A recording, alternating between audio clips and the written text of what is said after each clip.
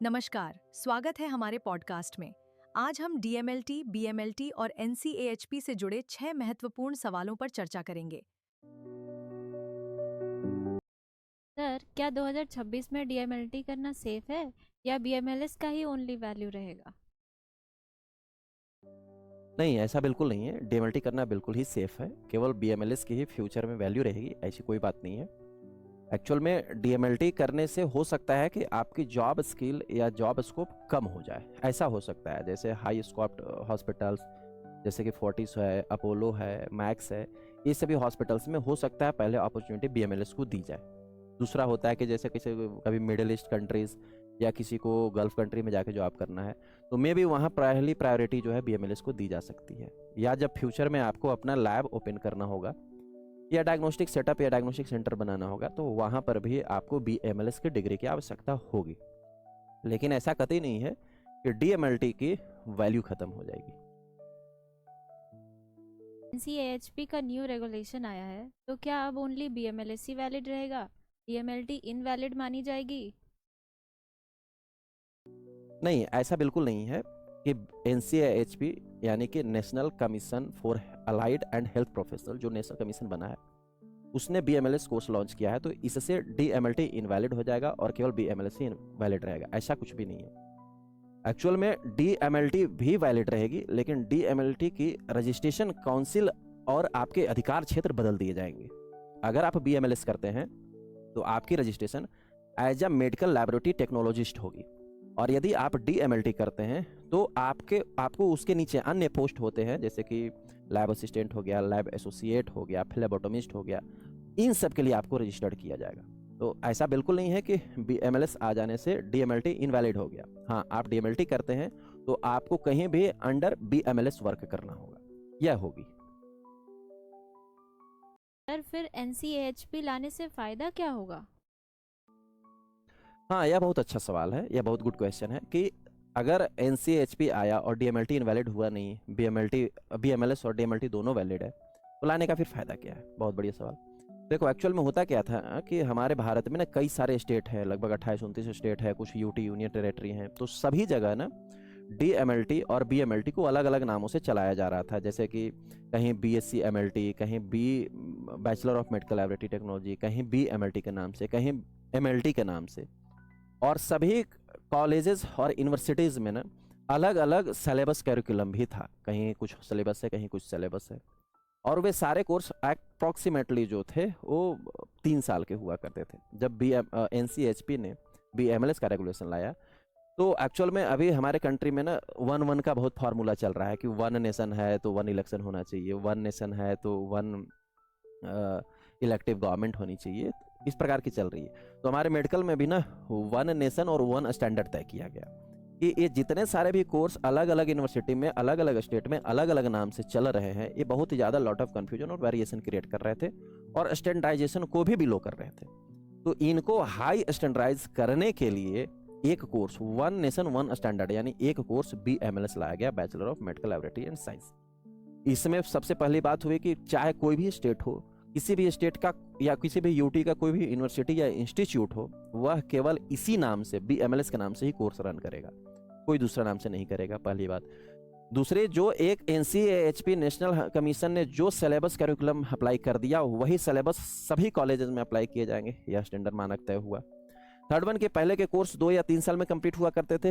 National commission ने एक मानक तय किया कि यह कोर्स 4 साल की होगी, जिसमें 3 साल एकेडमिक, आपको 3 इयर्स एकेडमिक कंप्लीट करना होगा और 1 ईयर कंपलसरी हॉस्पिटल की इंटर्नशिप कंप्लीट करनी होगी।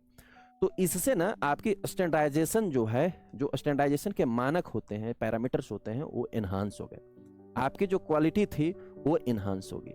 तो ये फायदा हुआ एनसीएचपी लाने का। क्या बीएमएलएस के आ जाने से बीएमएलटी बंद हो जाएगी? नहीं, ऐसा बिल्कुल नहीं है। बीएमएलएस के आ जाने से बीएमएलटी बंद नहीं होगी, बल्कि बीएमएलटी का ऐसा हम कह सकते हैं कि नॉमेनक्लेचर चेंज हुआ है। जो पहले बैचलर डिग्री बीएमएलटी हुआ करता था, अब वह बीएमएलएस है। आपकी डिग्री की नाम चेंज कर दिया गया है, इससे बहुत सारे फायदे हो गए।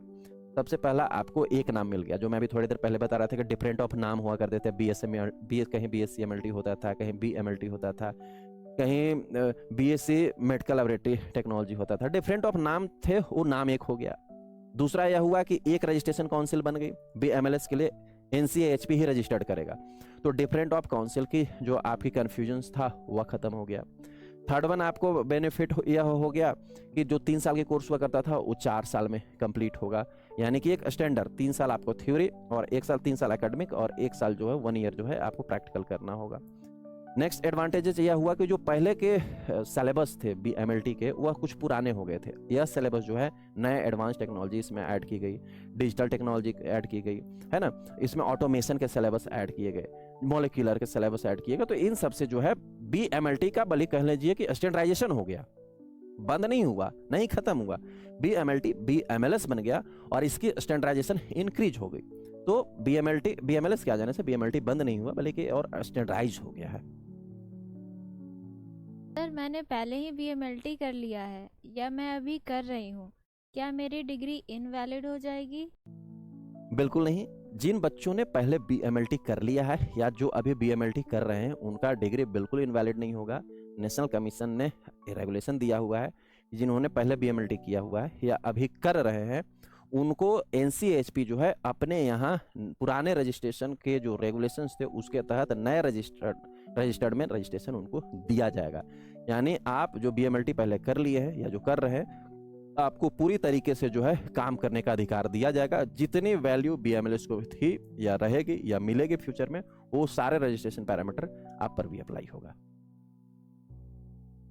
सर क्या 2026 में मुझे बीएमएलटी में एडमिशन लेना चाहिए या नहीं? मैं इसका इस प्रकार से जवाब देना चाहूँगा कि अभी 2026 में मुख्य रूप से जितने सारे भी यूनिवर्सिटीज़, इंस्टीट्यूट और कॉलेजेस सभी राज्यों में हैं वो लगभग जो बीएमएलटी कोर्स रन करते थे अपने बीएमएलटी को वो लोग मॉडिफाई करके बीएमएलएस नाम उन्होंने तय कर लिया है, यानी बीएमएलटी कोर्स अब बहुत मिनिमम रहा नहीं। जो कुछ इक्का दुक्का कॉलेजेस या इंस्टीट्यूट रन भी कर रहे हैं बीएमएलटी वे भी जो है एनसीएचपी के जो 4 साल वाली रेगुलेशन थी कि 3 साल थियोरेटिकल एकेडमिक कोर्स और 1 साल जो है इंटर्नशिप कोर्स रन किया जाएगा, वो भी 4 साल वाले फॉलो कर रहे हैं, जो इक्का दुक्का बीएमएलटी कर रहे हैं वो भी। तो बेसिकली यहाँ पर अभी बीएमएलटी नहीं, मोस्ट ऑफ जो है बीएमएलएस कोर्स ही रह गया है। तो एडमिशन का पैरामीटर ही है कि अब आप सीधा बीएमएलएस में ही एडमिशन लेंगे अगर बैचलर की ओर आप जाना चाहते हैं तो।